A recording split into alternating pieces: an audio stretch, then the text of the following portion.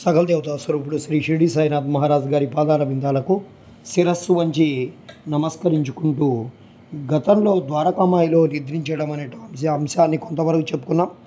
ఈ విధంగా 14 సంవత్సరాలు తాత్య తన తల్లిదండ్రులు విడిచి బాబాపై ప్రేమతో మసీదులో పడుకున్నాడు.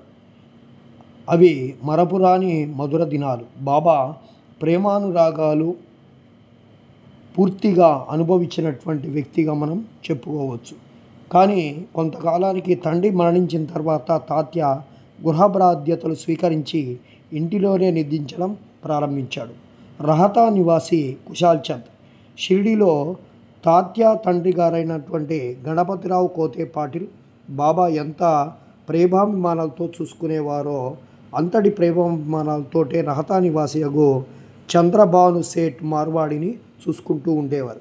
ఆ సేట్ మరణించిన తర్వాత అతని అన్న కొడుకు కుశాల్ చంద్ను కూడా మిక్కిలి ప్రేమతో చూస్తూ ఉండేవాడు. అహర్నిశలు వారి క్షేమంని కాంక్షిస్తూ ఉండేవాడు. ఒక్కొక్కప్పుడు టాంగాలోను, మరొకప్పుడు ఎద్దుల బండి మీదను బాబా తన సన్నిహిత భక్తులతో కలిసి రహతా పోతూ ఉండేవారు.